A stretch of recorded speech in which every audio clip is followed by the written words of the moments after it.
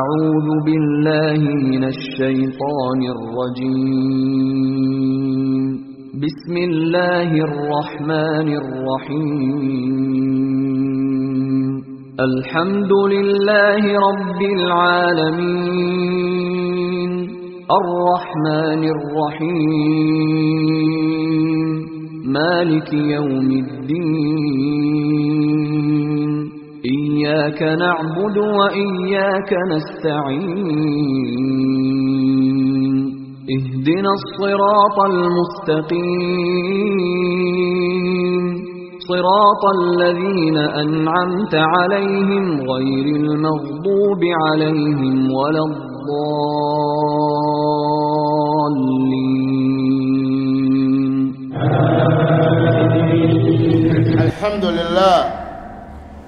الحمد لله على آلائه والشكر له على إنعامه،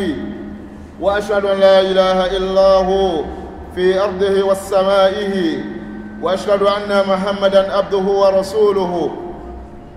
وهاتم أنبيائه صلى الله عليه وعلى آله وأصحابه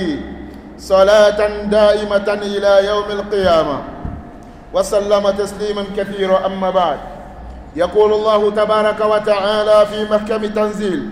أعوذ بالله من الشيطان الرجيم. يا أيها الذين آمنوا اتقوا الله وقولوا قولا سديدا يصلح لكم أعمالكم ويغفر لكم ذنوبكم، ومن يطع الله ورسوله فقد فاز فوزا عظيما. بارك الله لي ولكم في القرآن العظيم، ونفعني الله وإياكم بما فيه من الآيات والذكر الحكيم. أقول قولي هذا أستغفر الله لي ولكم ولسائر المؤمنين والمؤمنات من كل ذنب، استغفروه ثم توبوا إليه إنه هو التواب الرحيم. الحمد لله الذي جعل الليل والنهار حلفة لمن أراد أن يذكر أو أراد الشكور، والصلاة والسلام على من أرسلته رحمة للعالمين بشيرا ونذيرا وداعيا إلى الله بإذنه والسراجا منيرا. اللهم صل وسلم وبارك عليه وعلى آله وصحبه أجمعين. أدعو بيالو دولون أفايفان نم محمد عليكم إكاتي كلهم بواشيفان النبي. أدعو بدور له كلهم كشيني إيمانا فواني كوكاوا. àwọn àgbàlagbà aṣàdúrà fún yín gẹ́gẹ́ bá ṣe máa ń ṣe. Ọlọ́run bá lékún àlàáfíà ara yín, ẹ̀mí gígùn ìfọkànbalẹ̀ kọ́lọ́run bá yọ̀ǹda ẹ̀ fún yín ọlá ìpé méjì lọ́dọ̀ Ọlọ́run. Gbogbo ẹ̀yin ìyá wa gbogbo yín náà ni aṣàdúrà fún. Ọlọ́run ọba ọba aláàánú mọ́ṣẹ́ ìbọ̀wá dúró tì yín ìlàkú ẹ̀sìn. Ọlọ́run mọ́ṣẹ́ ìbọ̀wá yọ́kù lára yín ọlá ìpé méjì lọ́dọ̀ Ọlọ́run. Gbogbo ẹ̀yin kọ́mítì ààyè yìí Ọlọ́run bá kún yín lọ́wọ́, Ọlọ́run má fi yín lẹ̀ ọlá ìpé méjì lọ́dọ̀ Ọlọ́run. Gbogbo àwọn aláàánú mọ́sálásí ìtẹ́ǹbó mọ́sálásí láṣìírí Ọlọ́run ò dákùjọ́ ọjàre má fi yín lẹ̀ má dà yín dára yín ọlá ìpé méjì lọ́dọ̀ Ọlọ́run. Sábà àsìkò ibi tí a sùn sí gẹ́gẹ́ bí àwọn bàbá àná ṣe máa ń wí bí wọ́n bá ń lọ́nù tafsir, wọ́n ní ibi a sùn sí ibẹ̀ náà láti gbé, ibi a sùn sí níjọ ẹjọ́ ibẹ̀ náà láti gbé. Lẹ́yìn tí a dúpẹ́ fún Ọlọ́run, ọba wo ni ọba tó já sí pé òun náà ló ṣe gbogbo ohunkóhun fún wa, òun láà máa fún ní ẹ̀yìn lórí àwọn ìdẹ̀ra tí ń ṣe lé wa lórí lọ́kan ọ̀jọ̀kan. Ajẹ́rìí pé kò sí ọba míì lẹ́yìn ẹ̀, bí ilẹ̀ yìí ṣe tó kò sí ọba míì tó kọjá Ọlọ́run, bẹ́ẹ̀ náà lókè sánmà kò sí ọba míì lẹ́yìn ẹ̀. Ajẹ́rìí pé Ànábì Muhammad òjíṣẹ́ Ọlọ́run ni, ẹrú Ọlọ́run ni, ànábì ló ní pinnu gbogbo àwọn ànábì Ọlọ́run pápátá. Ìkẹ́ àti ọlá Ọlọ́run kó máa lọ bá ọba ànábì ní ìkẹ́kan tí ó máa ṣẹ́kù lọ kánì kése fìdíjọ́ ọgbẹ́dẹ alkiyama. Ọlọ́run ọba alékè ọlá ń bá èmi àti ń bá wa sọ̀rọ̀. Ọlọ́run pé ó gba yìí tí ẹgbà fóun lódodo ní kọ̀kọ̀ àti ní gbangba. Ittaqullah, ẹ bẹ̀rù tóhun, wa qulu qawlan sadida. Gbogbo ohun tí ó bá máa tẹnu oníkálùkù wa jáde kó máa jẹ́ gbólóhùn tó dáa. Gbogbo ohun tí ó bá máa tẹnu àwa mùsùlùmí jáde kó máa jẹ́ ọ̀rọ̀ tó dáa ni kó máa tẹnu wa jáde, kí ọ̀rọ̀ alfàṣá kó máa jáde kó lẹ́nu wa.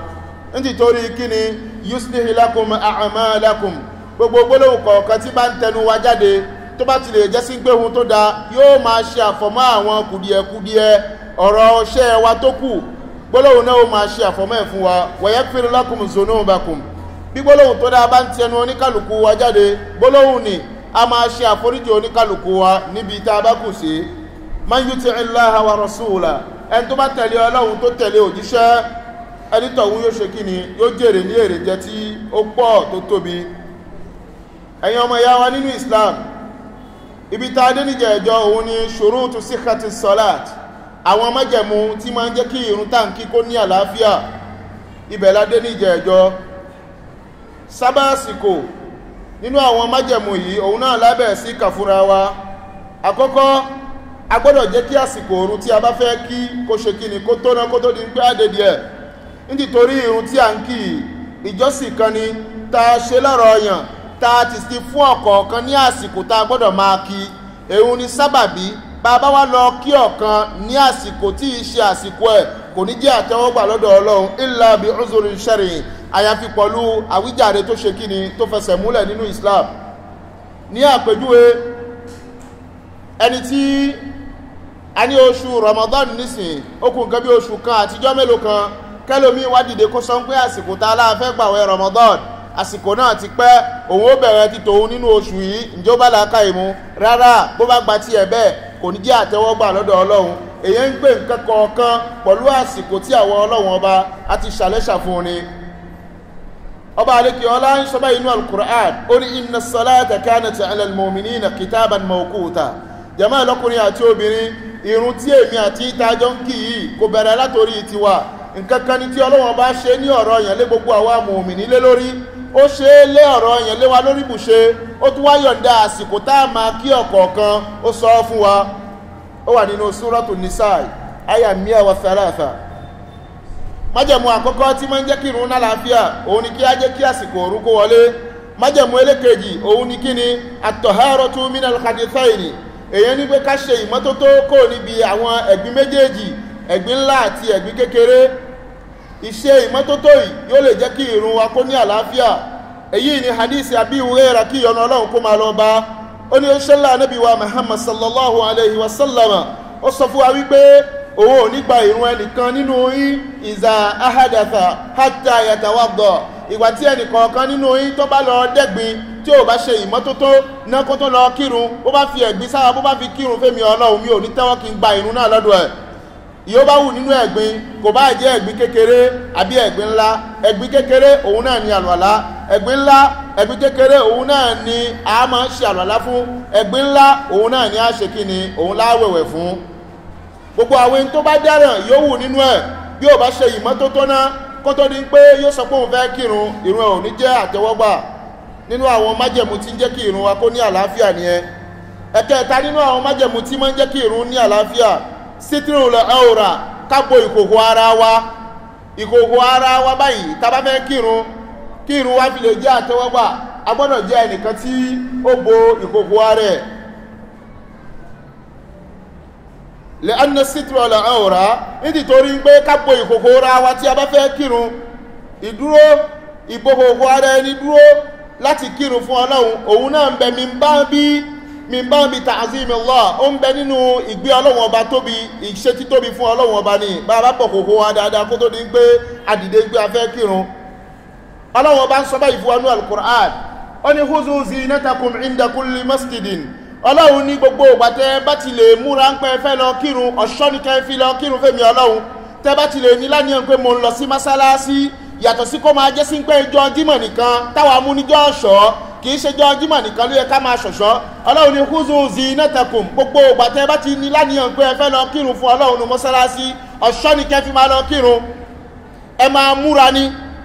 ẹ má wọ aṣọ tó dọ̀tí, ẹ má wọ aṣọ tí òórùn wà lára ẹ̀ kẹ́ fi lọ sọ pé ẹ fẹ́ lọ fi kírun. Ọlọ́run níbẹ̀ bá fẹ́ lọ kírun fẹ́mi Ọlọ́run, ẹ ṣọ̀ṣọ́ fi kírun fẹ́mi Ọlọ́run ni. inda kulli masjidin, tẹ́ bá fẹ́ lọ sí mọ́sálásí. àbí usturu awratikum idha aradtum salat, ẹ bo ìkòkò ara yìí tí ẹ bá ṣe tá àti fẹ́ kírun fẹ́mi Ọlọ́run. nítorí kíni ìdí, fa innahum kanu yatufuna bil bayti aw uratan, lánàá ní ìgbà ojúdú tí Islam ò tí ì dé, bí àwọn aláwọ̀báwá bí wọ́n bá fẹ́ ṣe tawaf, wọn yìí bo gbogbo ìkòkò ara wọn kí wọ́n ṣe tawaf, kí wọ́n tó ṣe tawaf. ìdí eléyìí ni Ọlọ́run fi sọ àyà náà kalẹ̀ fún Ànábì wa Muhammad.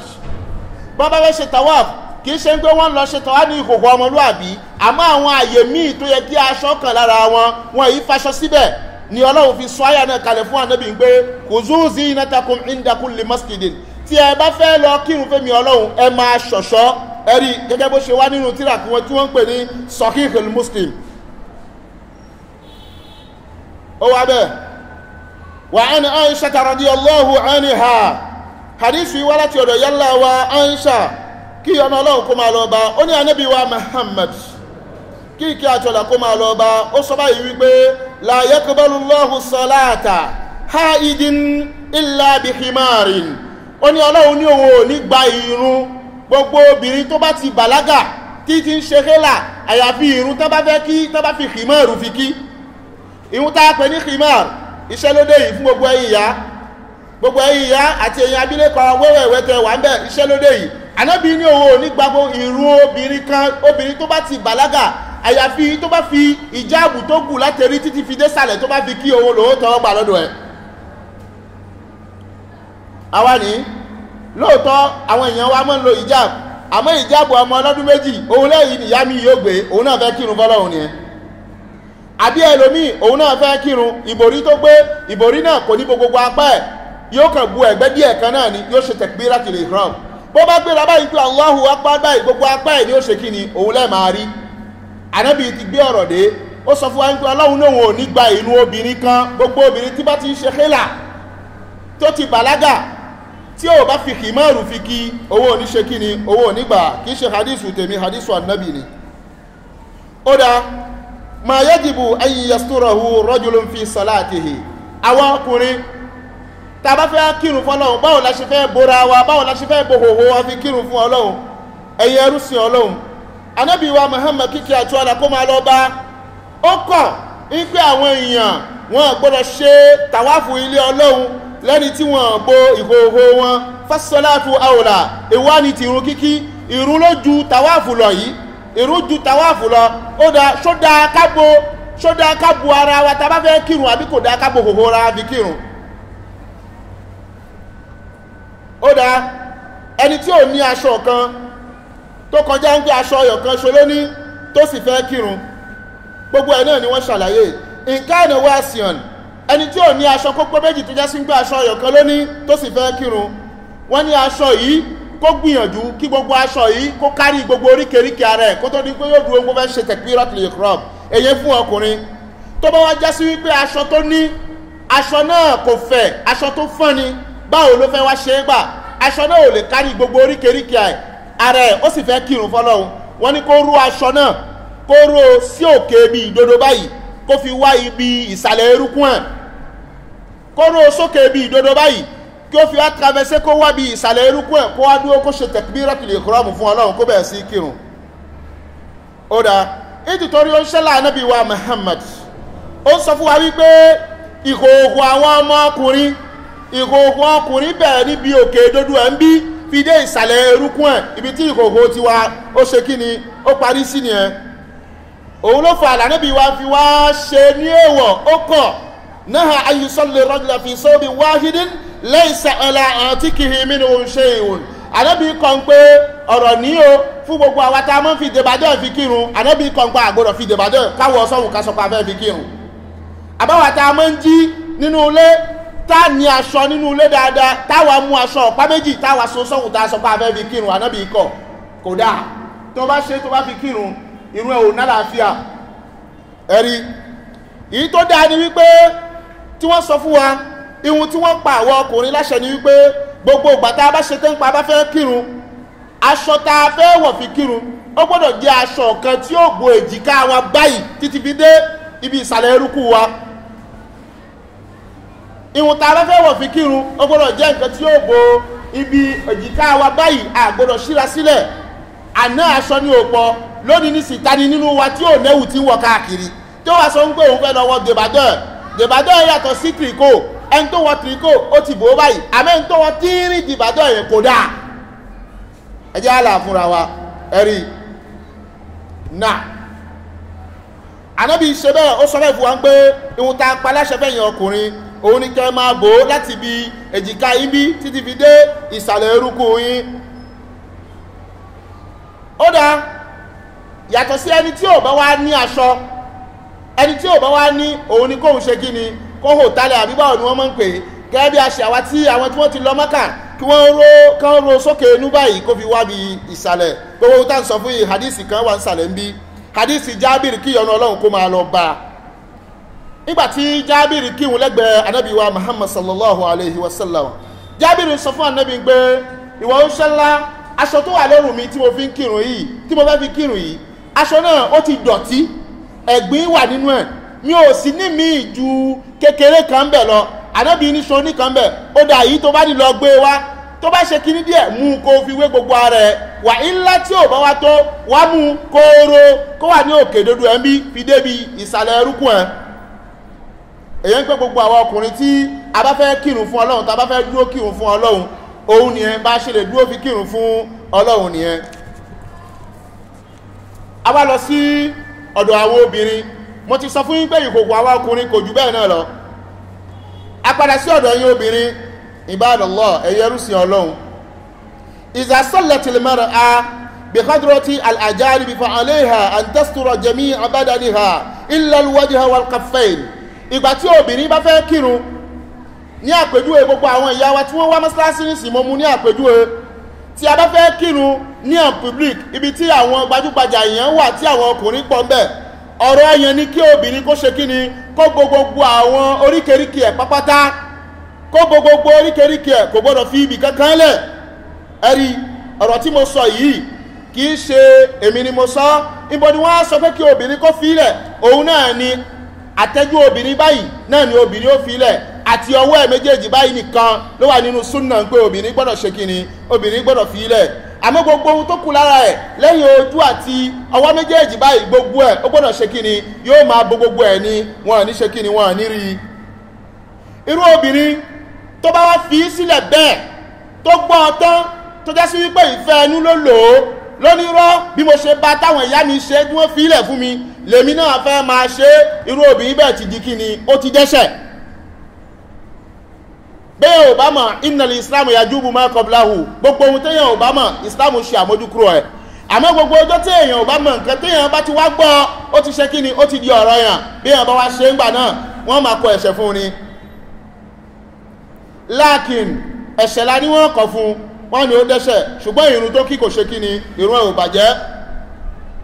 La tubtilu salatuha, ìrun ẹ̀ ò bàjẹ́. Ala sahihi min al-aqwali al-ulama, nínú òdodo ọ̀rọ̀ àwọn àfáà onímọ̀, wọ́n ní ìrun ẹ̀ ò bàjẹ́, ṣùgbọ́n wọ́n sọ fún pé ó ti ṣe kíni, ó ti dẹ́ṣẹ̀. Nítorí pé isla dalilu ala butulani salatun bizalika, ààrí tọ́ka kan tó sọ fún wa wípé ọ̀rọ̀ ẹ̀ ìrun ẹ̀ ṣe kíni, ìrun ẹ̀ bàjẹ́. Walakin ṣùgbọ́n ẹ jẹ́ kí èmi àti yín kájọ gbé làákà ìkájọ wò ó, kí wọ́n máa sọ fún wa wípé èèyàn ń sin Ọlọ́run ọba fi nafsul waqti, bí ṣe ń sin Ọlọ́run ọba wọ́n sì tún sọ fún wa wípé ń dẹ́ṣẹ̀ lẹ́sẹ̀kẹsẹ̀, ṣóbójú mu.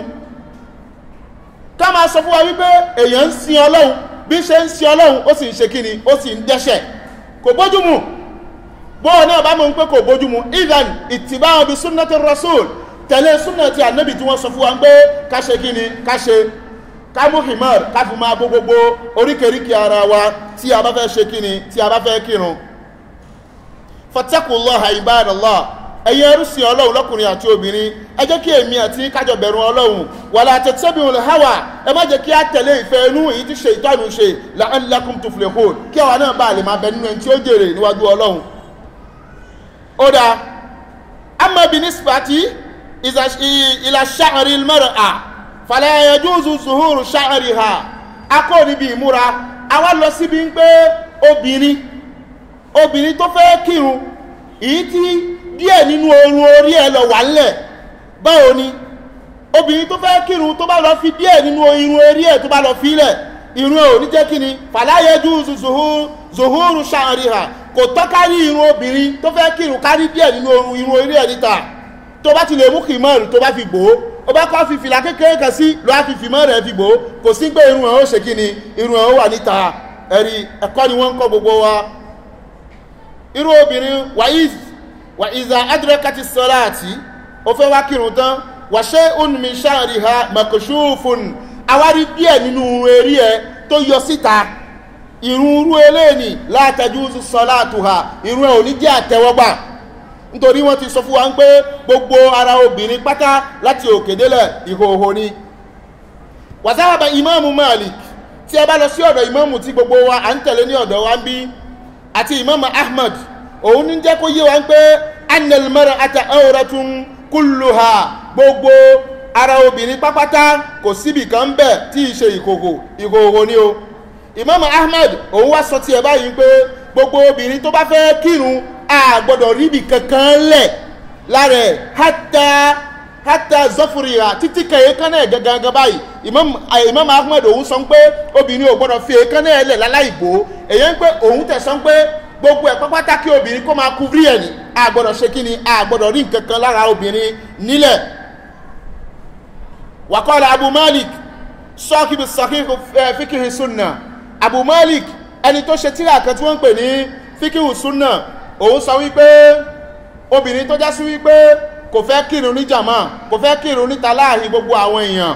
tó já sí wípé inú ilé ara ẹ̀ ló fẹ́ kí níbi tí baálé ẹ̀ wà tí ò bá ṣe kí ni kò bá bu ẹsẹ̀ kò bá fi ìbọ̀sẹ̀ sẹ́sẹ̀ tó bá fi kírun ní ilé ọkọ ẹ̀ irú ẹ̀ ṣe kí ni agba ilé ni agba wọlé torí gbogbo aná la mọ̀ ń pé kí obìnrin bo ìbọ̀sẹ̀ sẹ́sẹ̀ tẹ́lẹ̀ súnà ànábì ni pé kí obìnrin bo ìbọ̀sẹ̀ àmọ́ obìnrin tó fẹ́ jókòó ní ilé ọkọ ẹ̀ kírun àgbà wọlé ń pé ó lè fi ẹsẹ̀ ẹ lẹ̀ láláyé májá sí ń pé ó fi bọ̀sẹ̀ sí lẹ́yìn eléyìí ọ̀rọ̀ yẹn ní ń pé kó ṣe kí ni kó wọ bọ̀sẹ̀ tó bá fẹ́ kírun níbi tí jàmáà bá wà. Ìmáàmù Abu Hanifa òun sọ fún wa wípé èyí tó dáa òun ni kí obìnrin kó ṣe kí ni kó gbogbo ẹ̀ wallahu a'lam. gbogbo èyí tá ń sọ yìí ọlọ́run ọba náà ni ọba tó nímọ̀ ju gbogbo wa lọ ìgbìyànjú àwọn àfà òun ni èyí tá wa ń sọ yìí wàláàlá al-ikhtilafu li'ara fi awratil mar'a ọ̀rọ̀ àwọn àfà ó pọ̀ níbi ń pé ara obìnrin ìkòkò ní ara obìnrin ṣùgbọ́n ibi táwọn àfà àjókòó sí ni wípé wọ́n sọ fún wa ń pé afdalus salatil mar'a fi bayti zawjiha èyí tó fi dá nínú ìrun tí àwọn obìnrin ó máa kí òun náà ní tó fi nọ́lá ń bẹ̀ òun náà ní tí wọ́n bá jókòó ní ọ̀dẹ̀ baálé wọn tí wọ́n bá ń kí òun ló fi ní ọlá jù èyí ń pé obìnrin ò ní àyè nínú mọ́sálásí ó wá da obìnrin tó bá fẹ́ mọ̀ ń pé òun fẹ́ wá mọ́sálásí ó gbọ́dọ̀ ṣe kí ni ó gbọ́dọ̀ jẹ́ obìnrin kan tí ó máa gbó fìtínà tí ń bẹ ní ara ẹ̀ tó bá mọ̀ ń pé òun fẹ́ máa wá mọ́sálásí ó gbọ́dọ̀ jẹ́ obìnrin kan tó ní wá fi ara ẹ̀ kan fi dá fìtínà sínú mọ́sálásí ó jẹ́ obìnrin kan tí ó máa kúfìrí gbogbo ara ẹ̀ wà ìlà fàlà jókòó nú ilé ibi tí baálé ẹ̀ wà kó kírun bẹ̀ ó ní ọlá fún ẹjù ẹ̀rí ohun tí mo ń sọ fún yìí ọ̀rọ̀ àwọn ìmáàmù ni àwọn ìmáàmù tá ń tẹ̀lé kìí ṣe làákàyè ti tèmi kí ọlọ́run ọba aláàánú kó fún èmi àti kó fún wa ní àgbọ́yé nínú Islam ọ̀rọ̀ wa ò ní jù báyìí lọ lónìí ọ̀rọ̀ náà ó pọ̀ jù bẹ́ẹ̀ lọ àmọ́ sábà àsìkò bàbá ní ká máa sọ fúnra wa bẹ́ẹ̀ kò ní yé lóòótọ́ ẹ̀ ń wa ago èmi náà ń wa ago fún yìí ní kọjá àyè ọlọ́run ọba aláàánú kó kó ẹnìkọ̀ọ̀kan wa lọ́wọ́ jàmáà bá a bá sọ̀rọ̀ fúnra wa ń bí bá a bá sọ fúnra wa ń gbé ọlọ́run sọ ànábì sọ ẹ jẹ́ kí a máa tẹ̀lé ẹ̀ abásọ ọlọ́run sọ ànábì sọ àwọn ìmámù sọ ẹ jẹ́ kí a máa kìí ṣe àwọn ìmámù tiwa àwọn àìmọ́tòlẹ̀ àrùbà àwọn ìmámù mẹ́rẹ̀ẹ̀rin Málìkì Ṣáfìí Ahmadi Abu Hanifa gbogbo ọ̀rọ̀ tí wọ́n bá sọ nítorí tá a bá ní hadisi ànábì ọ̀rọ̀ àwọn tá a fi ń ṣe kíni tá a fi ń ṣe pírèvù nínú ìsìláàmù nìyẹn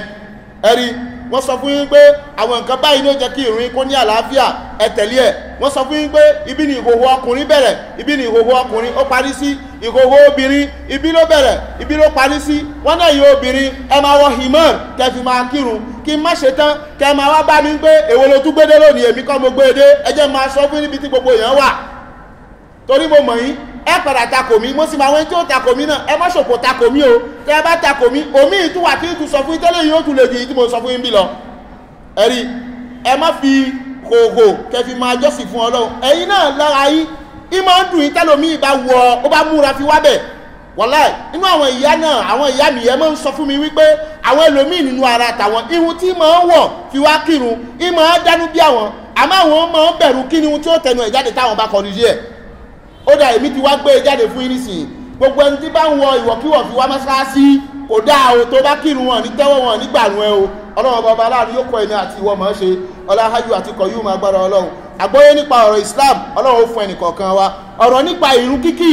èmi àti yín gbogbo wa náà la jìn tá à ń bẹ̀ á máa kẹ́kọ̀ọ́ ń bẹ̀ láàfin mọ́bi tá a kù sí ni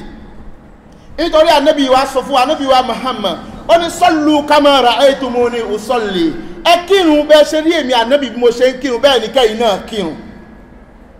ẹlòmíì bá fẹ́ ṣe takbiratul ihram ló ti báyìí ṣé wàá nàbí ṣe ni ẹlòmíì bá fẹ́ lọ rùkú yóò ṣe báyìí ṣé wàá nàbí ṣe ni ẹlòmíì yóò máa kírun lọ́wọ́ bí kìrì yẹn bá ní ó ṣe báyìí mò ń bọ̀ ṣé wàá nàbí ṣe ni bí náà láti máa kọ́ dídí ra wa ọlọ́run pẹ́ ní kọ̀ọ̀kan wa mọ̀ ṣe kò sẹ́ni tó mọ̀ ṣe lillahil kamal àfáà kan ò mọ̀ ṣe ìmáàmù kan ò mọ̀ ṣe ọlọ́run bá nìkan ló pé ọlọ́run pẹ́ ní kọ̀ọ̀kan wa mọ̀ ṣe oríire ayé tí alkiyama yóò jẹ́ ti ẹnì kọ̀ọ̀kan wa gbígbàdúrà ọlọ́run yóò jẹ́ ti ẹnì kọ̀ọ̀kan wa gbogbo ohun tọ́lọ́run ti fẹ́ ẹnì kọ̀ọ̀kan wa kò ní bàjẹ́ èyí tó dúkù tá a tún tọrọ ọlọ́run fi lé wa lọ́wọ́ ọlá ìpé méjì lọ́dọ̀ ọlọ́run gbogbo ẹ̀yin bàbá àárín yín pẹ́ àárín yín jìnnà gbogbo ẹ̀yin ọ̀dọ́ àárín yín pẹ́ àárín yín jìnnà ẹ̀yin oníṣẹ́ ìjọba ọkọ̀ ọba àdá ọba kò ní ṣáyé lẹ́sẹ̀ ẹ̀yin tẹ́ ń ṣiṣẹ́ lọ́wọ́ ara yín ọlọ́run dákùjọ ọjà rẹ kò ní babi iṣẹ́ yín jẹ́ gbogbo ẹ̀yin tẹ́ ń ran mọ́sálásí wọ́ lọ́wọ́ ní aláàánú ọlọ́run ọba dákùjọ ọjà rẹ ibi iṣẹ́ yóò máa dá ní o bẹ́ẹ̀ bá ru ọjà dé gbogbo ẹ̀ ó máa di owó pẹ̀lú ògo tí ọlọ́run Allahumma innaka afuwwun tuhibbul afwa fa'fu anna اللهم إنك عفو كريم تحب العفو فاعف عنا ربنا ظلمنا أنفسنا وإن لم تغفر لنا وترحمنا لا نكونن من الخاسرين اللهم أعز الإسلام والمسلمين وأذل الشرك والمشركين ودمر أعداءك أعداء الدين اللهم ربنا ظلمنا أنفسنا وإن لم تغفر لنا وترحمنا لا نكونن من الخاسرين tó Ọlọ́run àrùn tó wà nù ìlú yìí tí ń ka gbogbo ìlú àtọ ọlọ́dọ̀ Ọlọ́run ṣọ́ wa ṣọ́ àìsàn náà o ọlọ́run ṣọ́ aṣọ́ àìsàn náà o gbogbo àwọn èèyàn wa tó wà lẹ́yìn odi ọlọ́run dákùjọ tẹ bá wa dáàbò rẹ̀ bò wọ́n o àwa náà ta wà ń bí náà ọlọ́run dáàbò rẹ̀ bò àwa náà ọlọ́run dáàbò rẹ̀ bò wá o gbogbo wa náà ní kásákú fún ìsìgìfàr ló lè bá wa lé àìsàn náà lọ àìsàn tó dé láti nǹkan bí oṣù mélòó kan tá àti ìrí ìwòsàn ẹ̀dì sí ǹjẹ́ ọlọ́run jú ẹ̀rẹ̀ fún wa náà kọ́ nìyẹn ìsìgìfàr ní ká múra sí ọlọ́run ọba aláàánú kó ṣàforíjì ẹnì kọ̀ọ̀kan wa subhana rabbika rabbil izzati amma yasifun wassalamu ala al-mursalin walhamdulillahi rabbil alamin.